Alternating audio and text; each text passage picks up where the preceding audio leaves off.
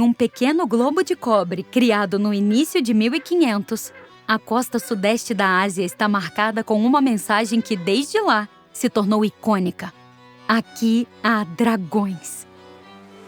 Apesar dessas palavras serem bem raras, o sentimento era comum aos cartógrafos europeus da Idade Média, que rabiscavam dragões e monstros marinhos por toda a terra desconhecida, os pontos vazios pelo mapa. Por milhares de anos, povos por todo o mundo fabricaram tanto mapas, com rotas comerciais, assentamentos, topografia, recursos hídricos, formas litorâneas ou direções escritas, e aquilo que conhecemos como cosmografia, ilustrando a Terra e sua posição no cosmos. Muitas vezes incluía constelações, deuses e lugares míticos.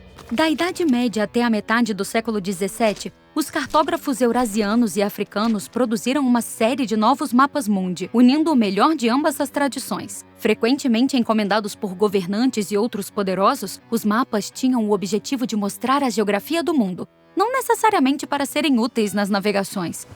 Somado ao fato do conhecimento incompleto do mundo por parte dos criadores, houve hipóteses que foram evidentemente refutadas. Na Europa medieval, a nova onda começou com o que conhecemos por mapa mundi. Muitos destes se aproximaram das cosmografias padrões, contendo o Jardim do Éden ou dragões mitológicos. Todos eles seguiam o mesmo formato. Mostravam a Terra como uma massa inteira dividida em forma parecida a um T e cercada pelo oceano como um anel. Cartógrafos islâmicos também criaram mapas mundi neste formato, enfatizando detalhes geográficos em vez de elementos fantásticos. Um dos mapas mais antigos e precisos foi criado por Ibn Hawqal, cujas próprias viagens serviram para sua criação. Em 1154, o rei da Sicília encomendou ao cartógrafo islâmico Al-Idrisi a criação da Tábula Rogeriana, conhecida como um guia para viagens agradáveis em terras distantes. Este livro de mapas incluía um mapa mundi baseado na própria viagem de Idrisi e entrevistas com outros comerciantes e viajantes. Ele corretamente relatou o mundo como uma esfera achatada, mas pensava que a Europa, Ásia e o norte africano se estendiam por todo ele. O Da Minghoni Tu foi criado na China em 1389, em um pedaço de seda grande o bastante para cobrir um cômodo inteiro. Embora os cartógrafos nunca tivessem ido à África, eles tentaram retratar o continente baseado nos relatos dos mercadores que passaram por lá. Isso lhes deu informações suficientes para criar uma representação correta do formato da África subsaariana. A partir do século XV, os cartógrafos europeus passaram a ampliar o escopo de seus mapas mundi à medida que seus exploradores viajavam pelo mundo, mas não sem cometerem erros.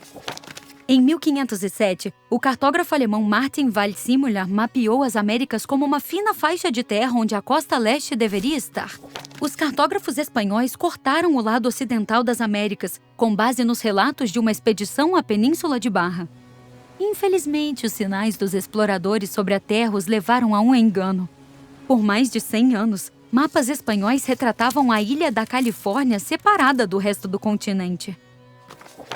O cartógrafo flamenco Gerardus Mercator, mais conhecido por seu mapa mundi, também criou um mapa do nunca visto Polo Norte, que foi publicado em 1595. Mercator especulou que o Polo Norte continha a Rupes nigra, a rocha magnética gigante cercada por um redemoinho que explicava por que as bússolas apontavam para o norte. Mesmo os europeus desenvolvendo uma imagem completa da Terra, eles não deixaram de lado a ideia dos pontos vazios, cheios de bestas míticas. Em 1657, o estudioso inglês Peter Heyling fez da Austrália uma terra de utopia misturada com fantasias. Mas com exceção do Polo Norte, essa chamada Terra Desconhecida não era realmente desconhecida, ao menos não para as pessoas que viviam lá. Não havia dragões em nenhum lugar da Terra, mas havia pessoas e culturas, muitas delas erradicadas por aqueles que colocavam suas terras em mapas mundi.